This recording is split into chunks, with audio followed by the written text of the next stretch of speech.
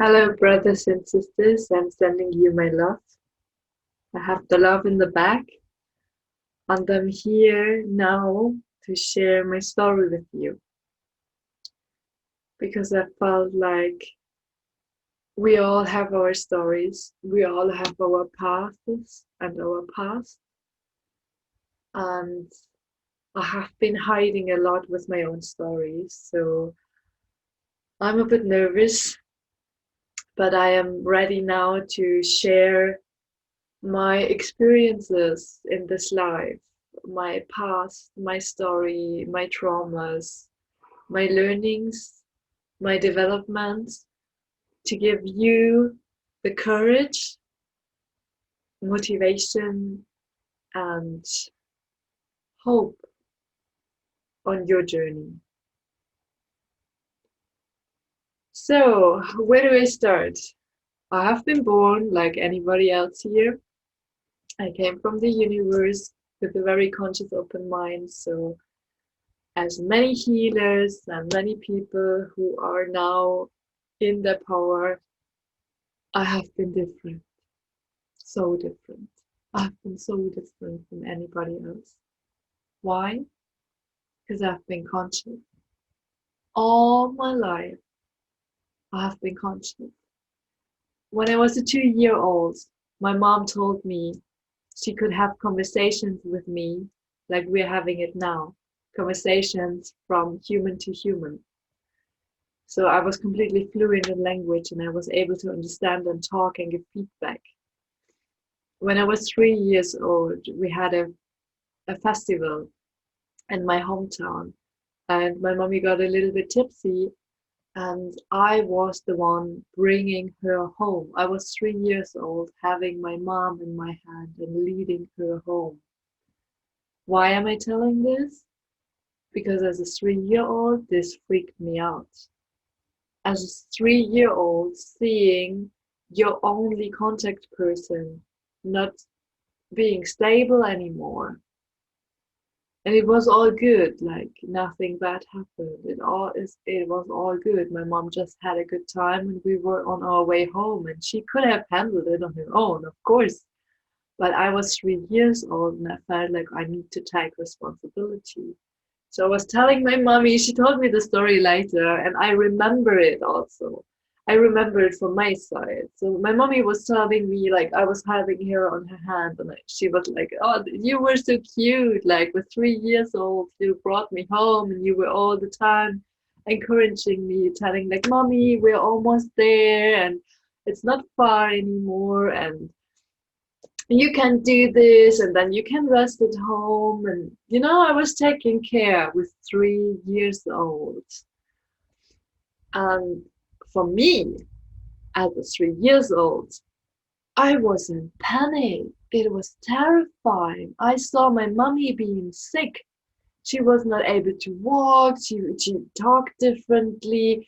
She didn't seem to be straightforward going home. She felt tired and she wanted to rest. So I was like, it was for me as if my mom was going to die. And I was 3 years old and taking her like, Mommy, we're almost home. You can do this. I bring you home. You can rest and you're gonna be fine. We're all gonna survive. We're all gonna be fine. So that is my first memory of me being afraid of losing my mom when I was 3 years old, and me being conscious and able to direct her home, to motivate her, to lead her home, to tell her that everything's gonna be fine while I was the one terrified. My father has not been there either. He left us when I was, I think, not even 1 year old. So they didn't want to stay together. What happened that my mom was very open with me. She told me the story. And when I met my half sister, my little sister in the kindergarten, I told her, because for me it was normal. My mommy had told me, so I told her, like, and you're my sister. My mom told me we are like brothers and sisters, and we have the same daddy. I know you live with him, and he's also my daddy. Did you know that? And she didn't. So for that poor little fellow, it was a shock. She came home and she was like, Mom, what happened? Like, there's a kid and it's telling me I'm her sister. And then she had to get to know the truth because it is the truth. But for her, it was a little bit shock. And for me, it was very weird because my sister would come to me telling me, no, it's not true. You're not my sister. I have another sister. I don't believe that. So I was like, going home, a bit confused, like, Mommy, what's going on here? She told me it's not true. You told me it is. So can I rely to you? So that was the first time I was like speaking bluntly my truth, and I got like feedback that I am wrong, that something I was telling was not true. So that was the kindergarten. And then I had good friends, and as kids do, I have been bullied along the way. Later on, I have to say, with a great regret, I have been a bully to balance that power imbalance. So I also bullied kids at school, and I still remember how the bullying felt for me. So I wanted to get out of it and overcompensated with being a bully myself. Um, not bad, but I know how bad only small bullies can be.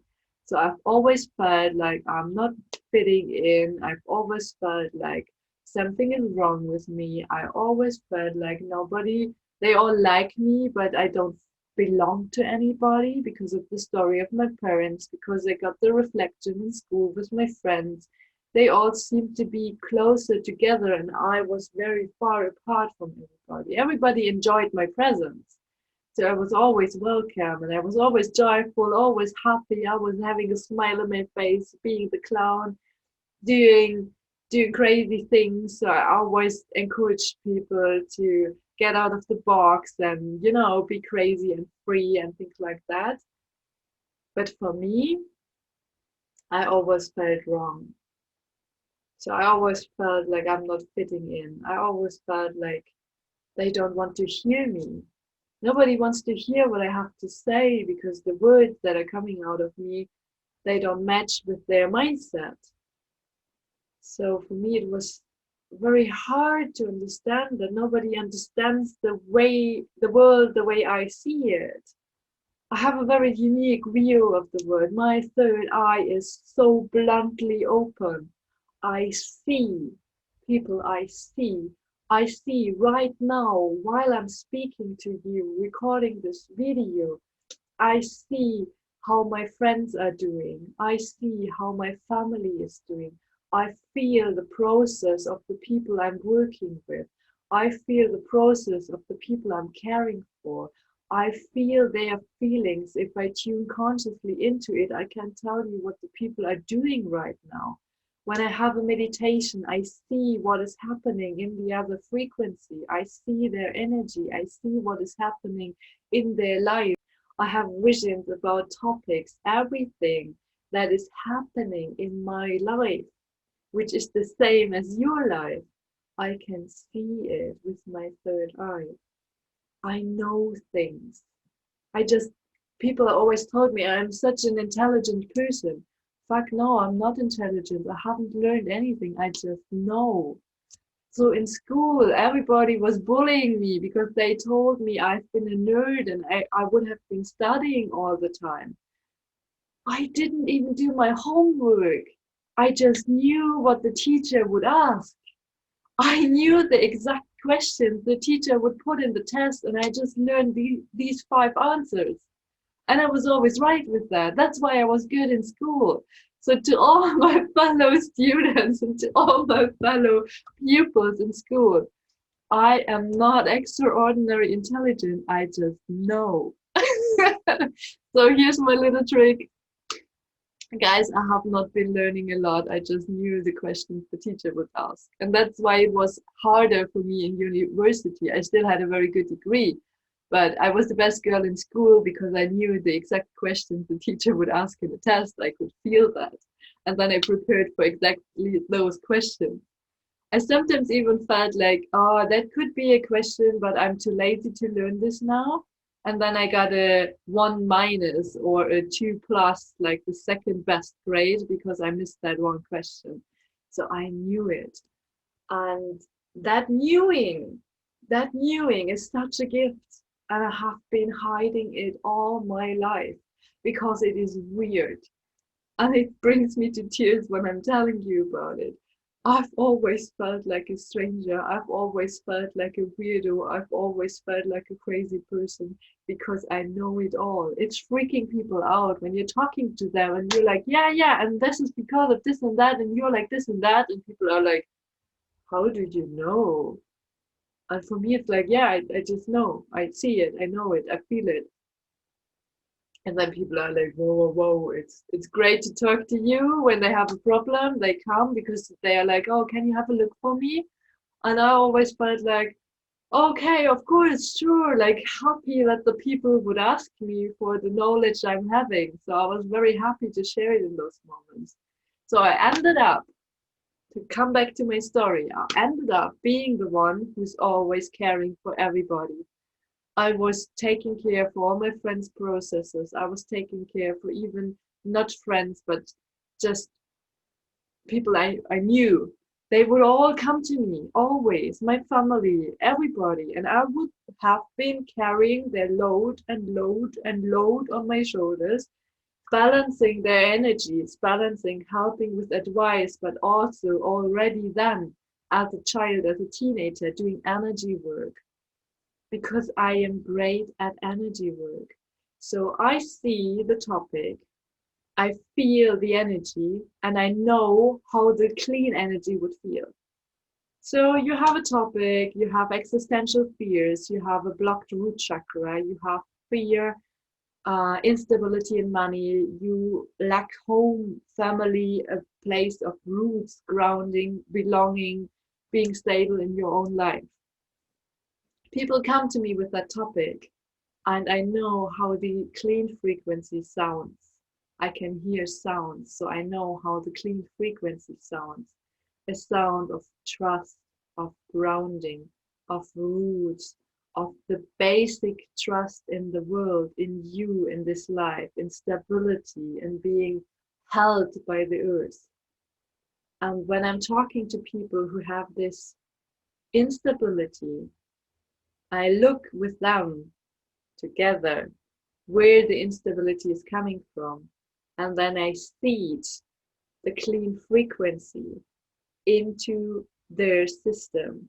So from there on, they can have the balance. It needs some time, sometimes that's the process, to balance the old patterns and the new frequency. And when it is aligned, it is like a seed, and the life can build up from this. So the people that are coming towards me, that are working with me, I now help them to clean and change the frequency to be able to be in their power at the center of their lives, being creative, open for sexuality, trusting themselves, loving others, being connected, being able to hear and to talk, to see, to do and to live their divine energy. That is my work as the Rainbow Woman. And I did that already when I was a teenager. But I was not conscious. I just did it because I wanted to be loved. Damn. I wanted to be connected. I wanted to feel like I was fitting into a family, a system, a group of people. I wanted to fit in somewhere. So I was doing all I could to make people like me and to help them and to understand and show them that I'm not a weirdo, but that I'm good for them. I wanted to know people that I'm good for them. So I did a lot of work all my life, and I exhausted myself with that because it was unconscious and it was not from a stable personality. It was not coming from an open heart. Of course it was, but it was more merely with the intention to get something out of it and to fit in. And so I was exhausting myself. I was exhausting myself. And my family story has been very unique. So my father has been an alcoholic, and he had like those phases where he would completely twist his mind, being choleric, like threatening my mom to kill her. My mom was with three little children, completely overwhelmed from the situation with a father who was not there for her. And she was like a single mom handling the three kids, also going to work. So she, of course, has her own package and she freaked out sometimes. So I got beaten as a child. I had a family where they were shouting at each other. I saw how my father tried to kill my mother when I was 5 years old. So I remember hiding with under the covers and praying to God that he would not kill my mom because I had seen it, but I didn't feel like I could intervene. So I was like that in my bed as a 5-year-old saying, please don't kill mommy, please don't kill mommy, please don't kill mommy. And he didn't because he was in a alcoholic delirium, so he didn't even remember after it. But he didn't kill my mom because my little brother has been on her shoulder and he bite her. He bite him and he bites him in that moment. So he got a twist and he woke up and he released her. So things like that have been happening to me, and I don't want to put them all here now because I forgave my parents, and they did the best they could do, and they are on their journey on their own. So everything that has been in the family dynamic, I cleaned it for myself and I healed it. But with all those stories and all that load on me and that intention of trying to please people, I got completely traumatized. And when I was 13 years old, when I was, yeah, when I was 12 years old, I started to have an eating disorder. So I started eating less and less, but then I started to lose weight and I didn't want anybody to see it. So I was one of those who tried to hide it, because when I was not eating, I would lose weight, and then the people would see that there was something wrong with me, and that was the least thing I wanted to do, right? I wanted to show the world I'm as normal as anybody else. I wanted to show them that I'm fitting in. I wanted to let them know that I'm part of, yeah, those normal people who are happy, having a good life, and everything is good with them, and they are no weirdos. They are just like, yeah, they're good, right? So I didn't want anybody to see that I have a problem like an eating disorder. Gosh, that would have been the worst thing in the world for me in that moment. So what I did then, I started to eat again, but when I was gaining weight, I hated myself. I didn't want to exist. I wanted to get lighter and lighter. I wanted to get out and out more of this weird world where where I didn't seem to fit in, and where I tried so badly that I even had no energy anymore. So I was in that struggle, and then I started vomiting and had bulimia for years and years, always going down with my weight, starting to eat again, starting to vomit more and more. So I kept my healthy weight, but still could destroy myself, still had how you say that, kind of a ventil, like still had a way to put my energy out of my system, because I felt like I don't want to have any energy with me. When I have energy, I just give it to other people. That didn't seem to help anything. At least they liked me, but I didn't want to have any energy for me because I didn't felt like I want to exist even. My family didn't really want to have me. That's what I felt in that point. Like my father didn't want me. My mom was overwhelmed. My parents were already in struggle with my brother and my sister. So I always felt like I'm too much. I'm too much. I'm too much for the people with my words. I'm too much with my senses. I'm too much. I'm too much. I'm too much. That was in me. So I wanted to be less and less and less. And I tried to get out and out and out of this life more and more. So when I was 13 years old, I thought of killing myself. And I wrote a letter to my family, and mentally I was going through the list of my friends, of my people, of my parents, of my brother and sister. I was with 8 of them. I was like saying goodbye from my heart. So I was like, okay, if I say goodbye to my best friends, oh, they're gonna hate me. Oh, I can see them how they are sitting on the grave crying and being damn angry that I left them. So I was like, okay, but they're gonna be fine. They're gonna continue with their lives. So it's okay. They will understand at some point.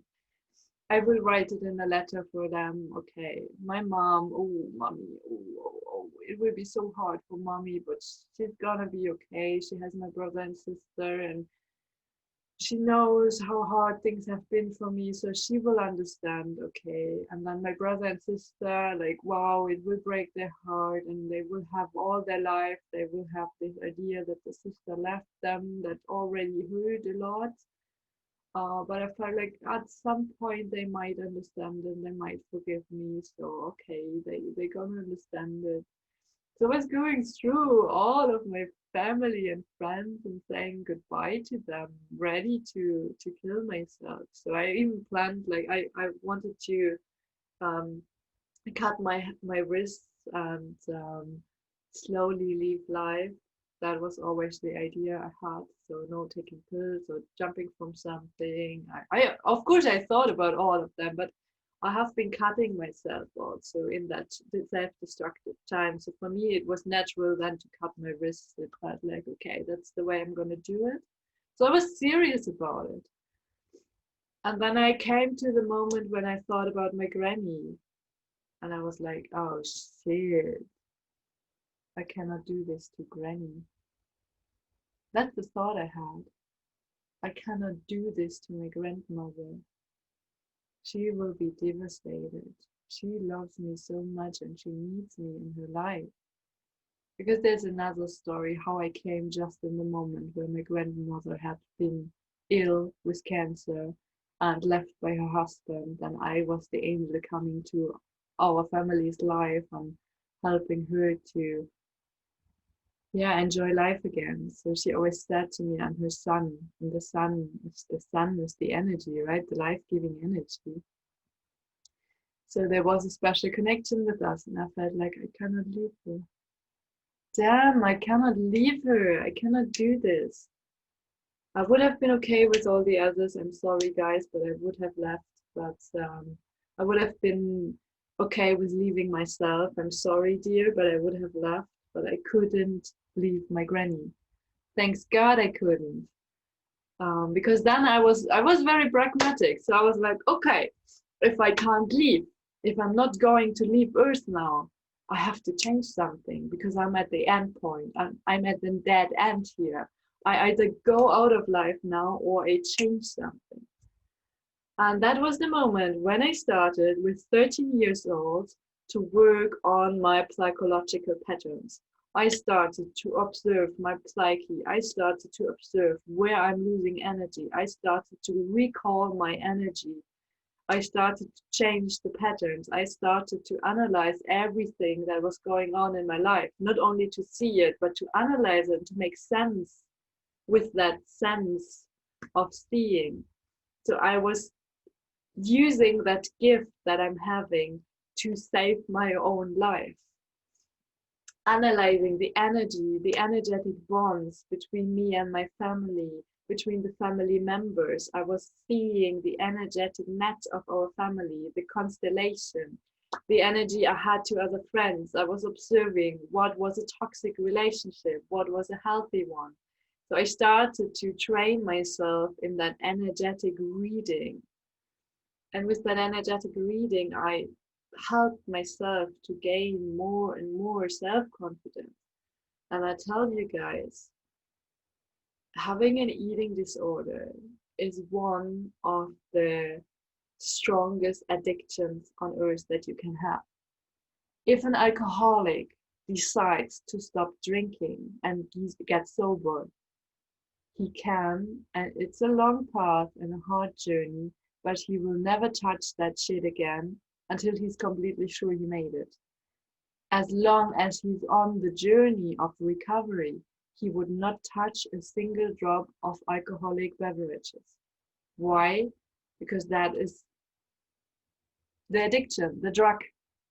So a drug addict can not touch the drug anymore in his life if he wants to recover. If you have an eating disorder, you cannot do this. You have no choice but to completely heal or stay forever in the cycle of your thoughts and your habits. You cannot just leave food and say, okay, I'm not going to touch food anymore as long as I'm addicted to it. That's not working. So every day, a few times a day, you have to deal with your drug, and you have to have the strength to change the old habits. You have to have the strength to change the old beliefs. You have to have the strength to keep on eating and keep on healing. So it was a long story. 10 years at least I have been struggling with coming back to loving food, loving myself, having healthy habits, not being obsessed with sports anymore, not being obsessed with the healthy food and stuff, which was like the other overcompensation I had for a while. Be allowing myself to eat, allowing myself to treat myself with food, allowing to eat unhealthy food, loving myself the way I am, not fighting with my weight anymore. If you have an eating disorder and you have these habits like not eating and then repeatedly vomiting and eating and having phases where you don't eat at all, and then you have phases where you just binge eat and vomit, your metabolism slows down. So my metabolism was like shit. I was not eating anything and maybe like 2 yogurts in a week. I had a food diary to control myself in that time. And I remember I had weeks where I have been eating less than 1,000 calories, like 800, 500 calories a day, like really minimum, bare minimum. And I was gaining weight in that time. Why? Because my metabolism already had been slowed down so much that even an apple, a yogurt, and things on a daily basis would gain weight for me. So that is also the toxic obstacle that people who are coming out of an anorexia have to deal with. Your metabolism is so down that everything you eat, you gain weight, but the least thing you want to do in life is gaining weight. So you have to work on your psyche to allow yourself to be in this life and wanting to be in this body. And by going there, which is a long way, you have to keep on fighting the struggle every day with food, with your habits, with your thoughts, with your energy. I started to have a psychotherapy with 17 or 1.5 years it lasted before I went off to Canada with my boyfriend in that time. So in that time, I already got stable in a sense of I stopped the habit. So I didn't get drunk every weekend anymore. That was another compensation I had. I stopped smoking weed. Yeah, what do you do with weed if you're not consciously using it? You suppress your emotions. So I stopped using the weed. I stopped drinking so much. I stopped having the eating disorder habits. I still had the thoughts, I still had the self-hate. I stopped cutting myself, that too. So all the destructive mechanisms I stopped. I didn't do 2 hours a day running anymore. That was another compensation mechanism I had. So I had so many mechanisms, all for the sake of throwing out my energy. Whatever I did, I wanted to throw out my energy, not to have it with me. For God's sake, like throw out my energy everywhere. It was like, please don't let me have any energy. And that time, like 10 years long, I have been cleaning all the topics, seeing, okay, why was I so afraid of having energy? Oh, because there was an old belief that if I have energy, people come and steal it from me, because that was my past experience. Or that when I have energy, I'm obligated to help others. That was another one. So I cleaned pattern by pattern, thought by thought, and I changed my energy, resetted my frequency to a healthy one.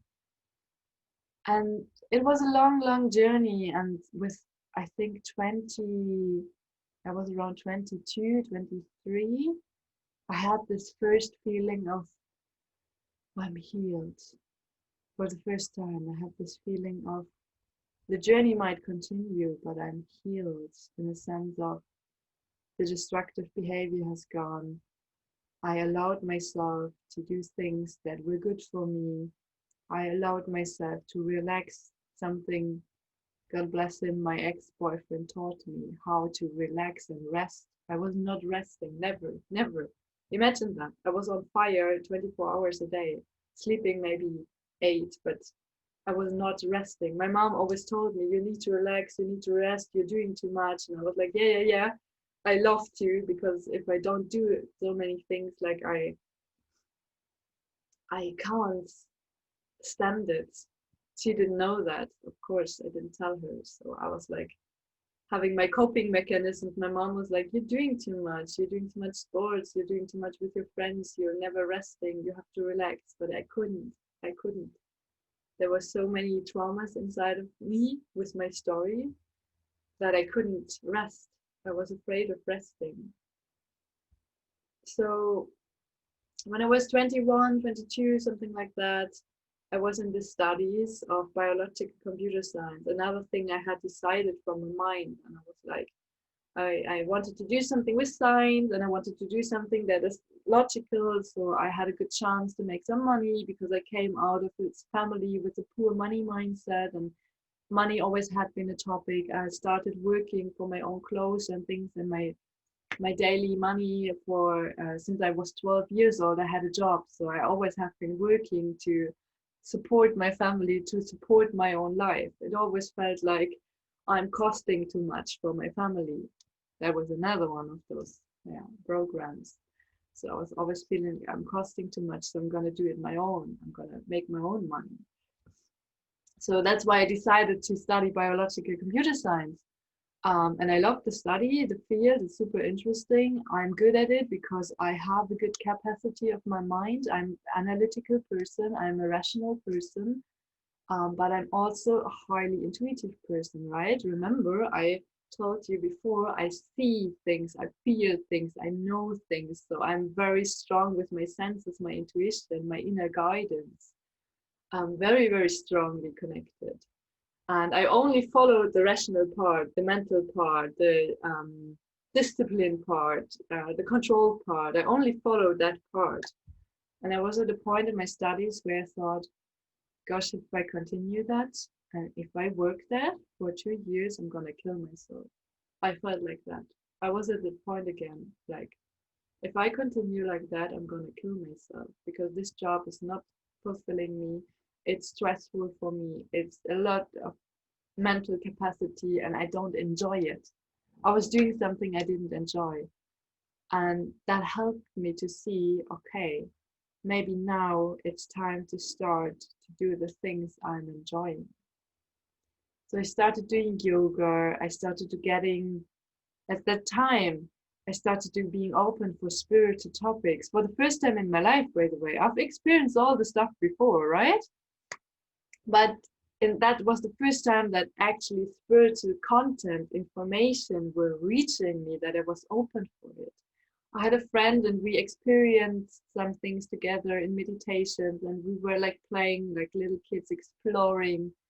And I started to use that analytical skills and psychoanalytical skills that I had gained from my therapy and from my previous healing journey. I started to apply that to energetic work, and in that time I developed the rainbow meditation. That is, by the way, on YouTube as well, so you can have a look at that one. I developed that then to have a method to recharge my chakra system, because I felt I'm out of energy. Of course I have been, because all I did was throwing out my energy, right?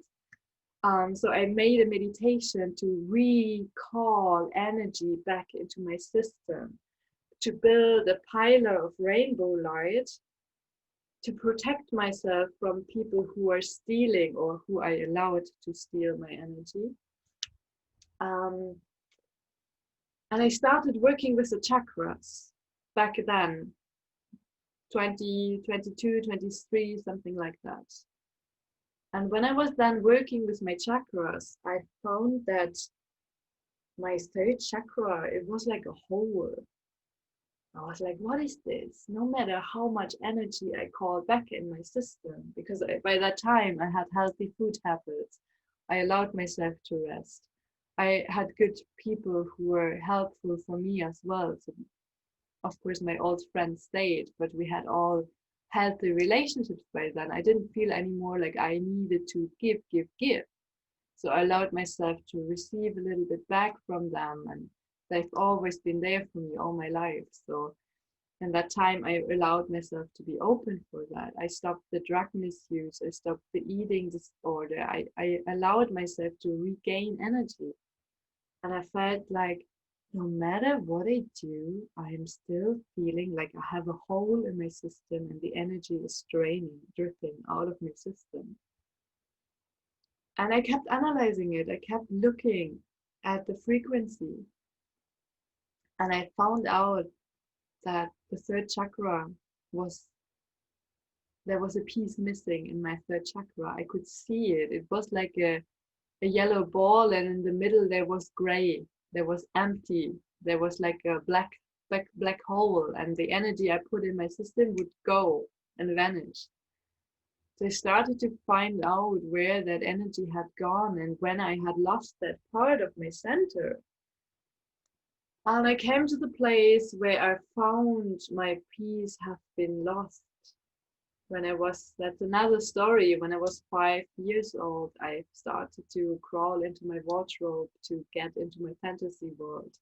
Because I felt like, I told you before, I felt like people don't want to see the way I see the things. So I've been hiding that part from myself because I didn't want to have that in me. I wanted to be normal, so I didn't want to have this giant fantasy, seeing things, feeling things. So I put all of that out of my system. And years later, I think another 3 or 4 years later, when I started my shamanic education, my teachers told me about the practice of soul retrieval.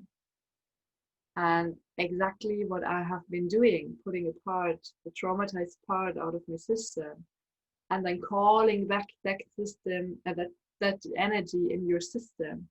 That's called soul retrieval in the shamanic tradition. And I was like, okay, this is what I've been doing a few years before. So I discovered all those things on my own, by my intuition, by analyzing the energy, by using the gift that I'm having. I was discovering all those practices and all those wisdom and all those information were coming towards me through my observations. And then when I was ready to follow that path, I gained more and more information. And it was, for me, it was like, oh wow, it's existing. Oh wow, other people see the same. Oh wow, there are people working with that. Oh wow, the shamans know that for years and thousands of years. Like, oh wow, I'm not a freak, I'm not crazy, I'm actually a healer. I was like, oh wow, so I have this shamanic skills, I have this wisdom to see beyond in the other world, in the non-material. I was like, wow, understanding, finally understanding why I always have been different. Because I have gifts and skills developed all my life that some people train for lineages. They were within me and I was using them subconsciously. And that brought me to a very destructive place because I didn't want that. And then when I started to see that I can use them consciously, that's when the Rainbow Woman started on her travels. So I had another few years experiencing those things, getting better, slowly diving into spirituality, making baby steps, telling people, starting to tell people how I see the world, and starting to talk about things and recalling the energy pieces I have. Before I had the knowledge, I have been found and recollected them. So I started to rebuild my system, right? To fix me, to heal me. I was like healing me energetically, developing meditations and tools for like protection shields and the rainbow meditation. And I found my own tools to help me to get into my powers. And then 2014, my heart was shouting towards me, to do a journey, which is called the Offersdijk Path. And you can imagine the Offersdijk Path similar to the Jakobsweg, or the Via de Compostela, I think it's called in Spanish. So the path of St. Jacob. And I didn't want to do this one because it was so popular already, and I felt like I want to find my own way.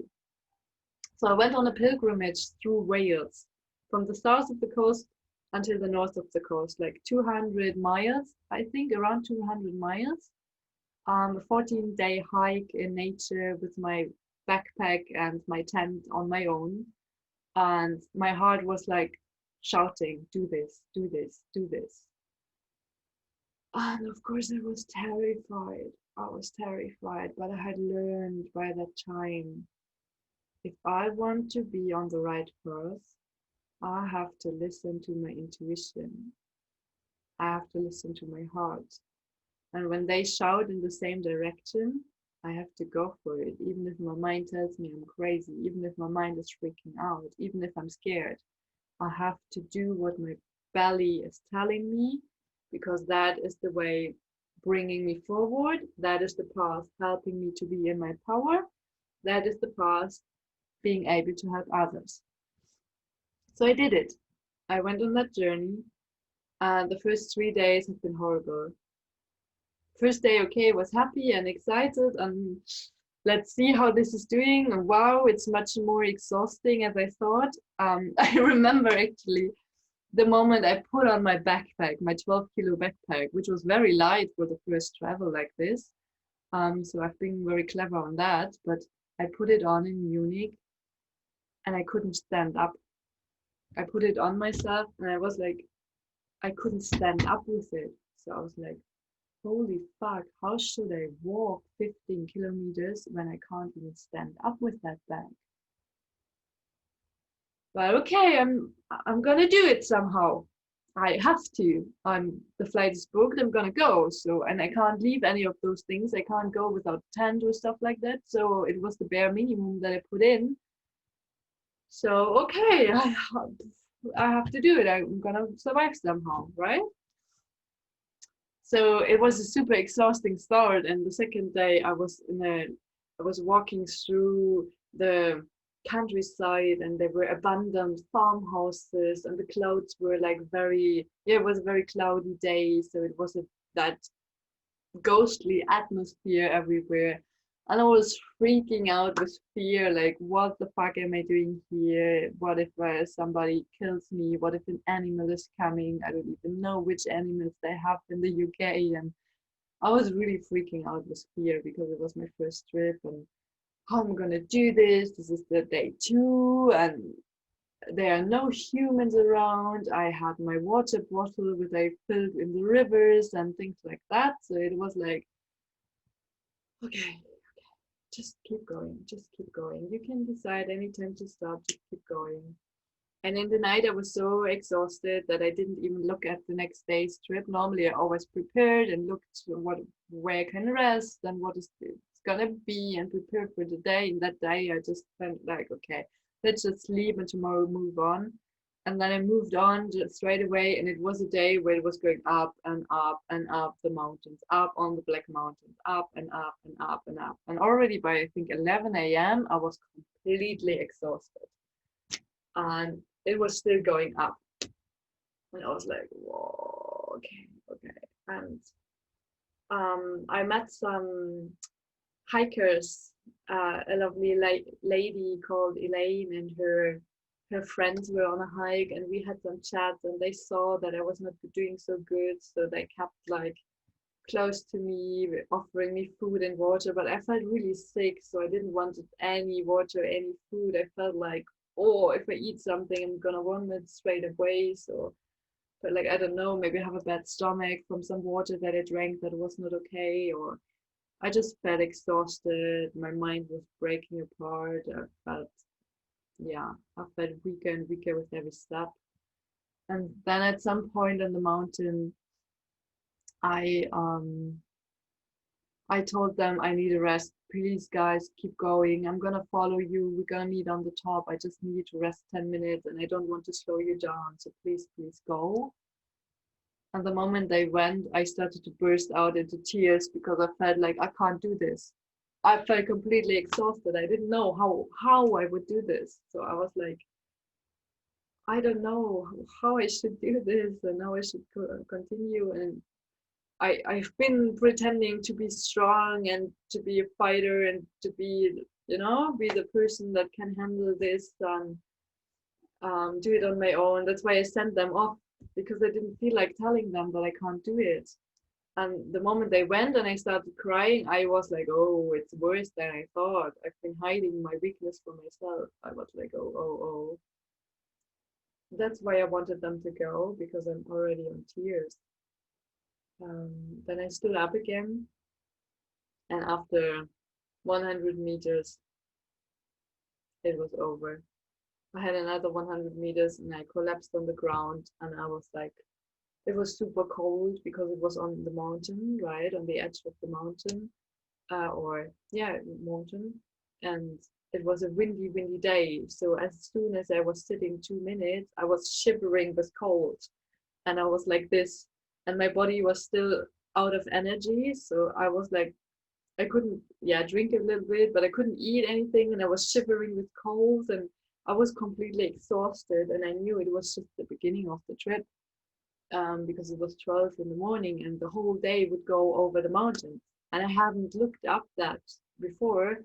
I didn't know that in that day trip, there was no option to leave the mountain or to make a break. You have to be strong for that part of the journey because it's all on the mountain. So you're gonna have small little rests, but on the mountain you can't really rest because it's windy and cold and exposed. So you either have to make a stop and go down like 2 or 3 miles to a village at the side and then crawl that up the next day to continue the trip, or you have to do it all in once. So I remember I was telling my sister, I was sending her a text message. I was sending her a message saying like, I can't do this. What should I do? Should I call the ambulance? I was thinking if I'm like that, like shivering, not able to walk anymore, I can call IDAC and like rescue service to get me from the mountains. But that would be the end of my trip, right? On the third day. So I was like, fuck, how do I do this? And she was like motivating me, like, come on, you're a little fighter, you can do this and keep going. And I was like, okay, I do it for her. And I walked another 500, oh no, like another 50 meters actually. I walked another 50 meters and then I collapsed again. I was like, yeah, all the good willpower, it's nice to have, but it's not helping. I'm out of energy. I'm out. And I was lying in the grass praying to God, saying like, please God, help me. I cannot do this on my own. Please God, help me. That's what I was doing. I was lying there, I was surrendering. I was literally surrendering, telling God, please send me help, God. I cannot do this on my own. And what then happened has been the most magical story in my life so far. So there were 2 hikers coming from the same side I've been coming. And no, actually they have been coming from the opposite direction, right? So I've been coming from this way and they came from this way. They were looking at me and they saw I'm not doing good. So they were asking me, girl, can we help you? Do you need some water? Do you need some food? Can we do something for you? I personally was very happy because it was not a busy day, so there were not many people. And I knew my fellows had been gone, and I was like happy to see people offering help to me. But then I started talking and I said to them, no, you can't help me. And I was freaking out hearing my voice. I was like, Silvana, what the fuck are you telling them? And then they were like, are you sure? And I repeated, no, you can't help me, with the voice I have never been used before in my life. I was like, who is speaking through me? I was terrified. I was like, okay, now you're completely nuts. They went. They were like, okay, take care. And they went. And I was like, you're a completely crazy girl. You're lying on a mountain. You're almost dying. It felt like it. You were out of your body. You're completely out of your body and you're talking and telling them they can't help you. What's going on? The next guy came, a man looking at me like, hey girl, you don't look good. Can I do something for you? Like, do you need some water? Do you need some food? Like, how can I help you? And I said to him, no, you can't help me. He looked at me like, are you sure? You look like you need help, and can I do something? What, anything I can do for you? And he was coming from the same direction as me. So he continued the journey that I wanted to continue. He was from the right direction. The first time I thought maybe I've said it to them because they came from the wrong direction. So how should they help me? Then this guy came from the right direction. And again, my soul spoke through me, saying like, no, you can't help me.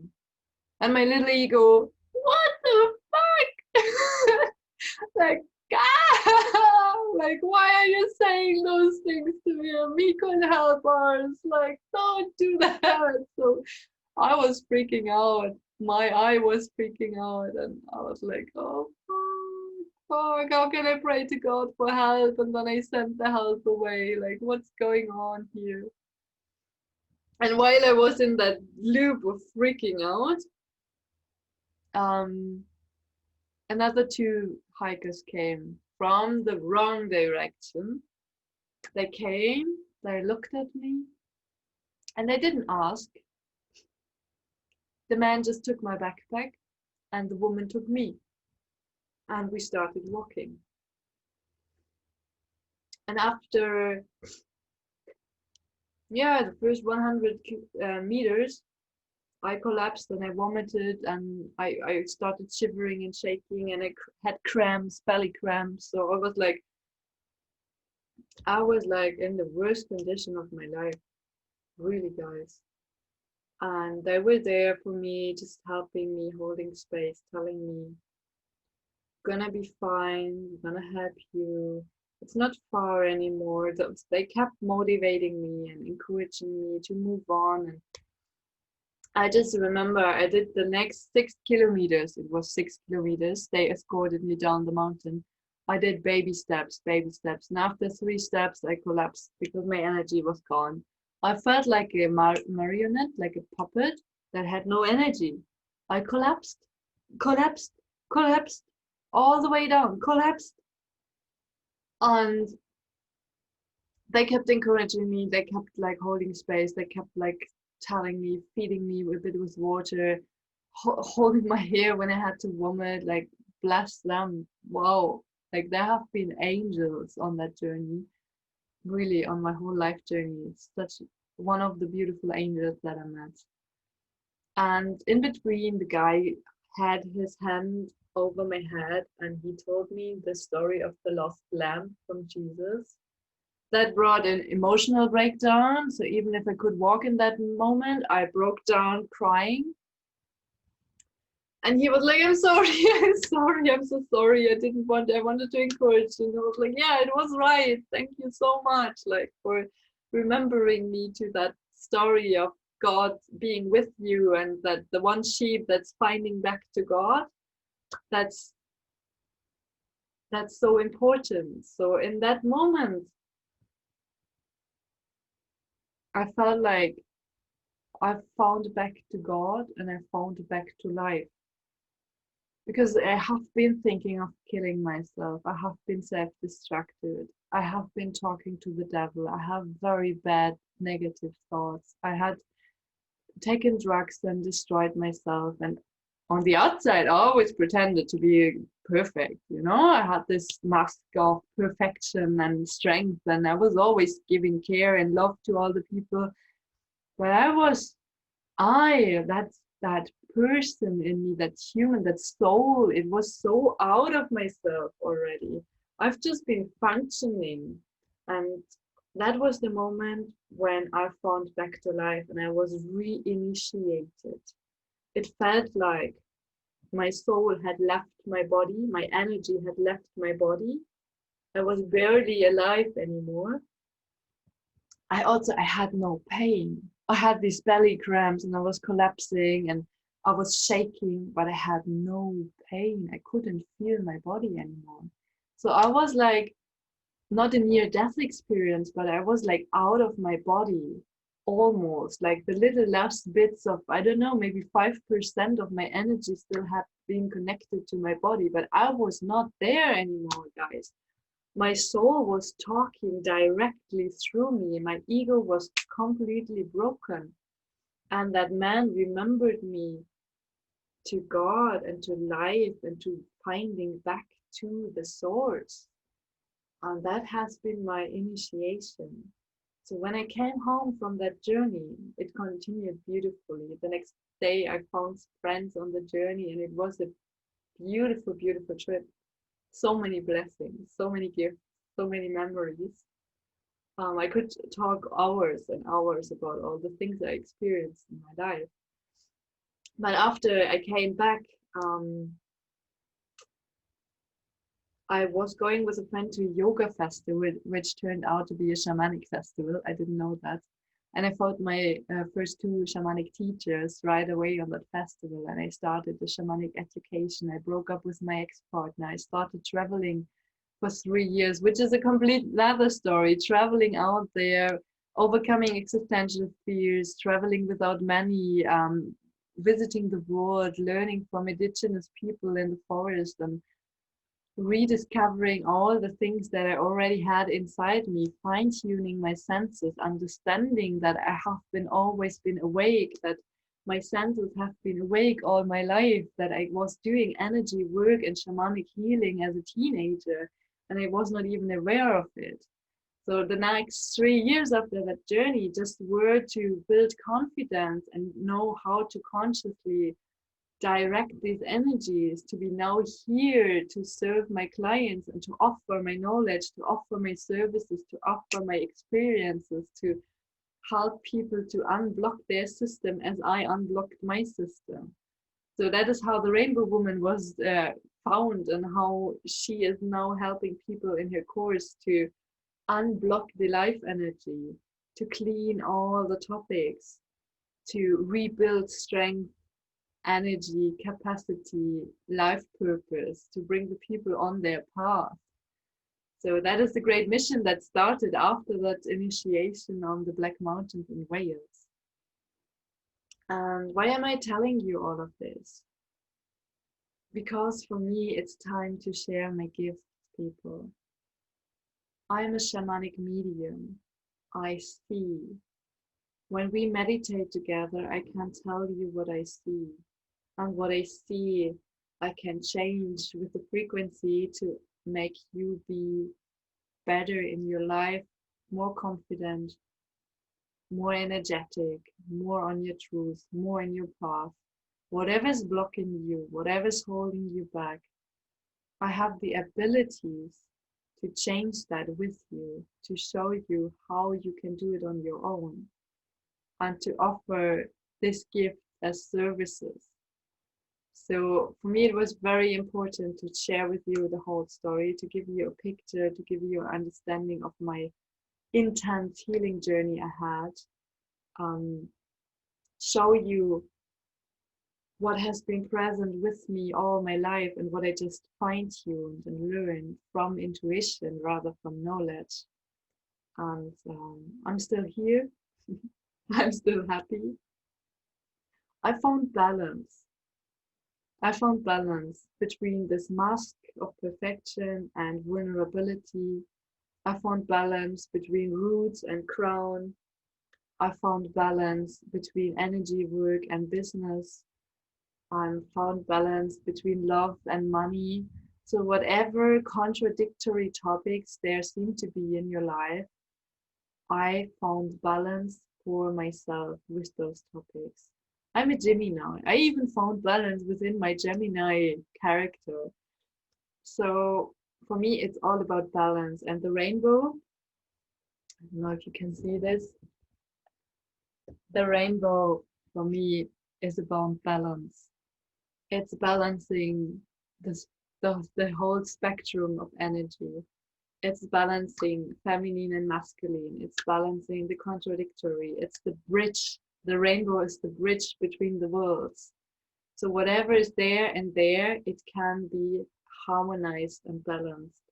And that is what I learned through my path and what I'm teaching others in my academy, what I'm helping others with in my sessions and ceremonies. And yeah, I hope this story gives you the courage to move on, gives you hope that there is things that you can unblock in your system, that there are things that you can change, that you can come from debts and a lack of money and a lack of energy and a lack of love for yourself, that you can come from a very destructive place and build up your life to be a self-confident, self-loving, abundant human being. Because we all are, we just have to find the balance.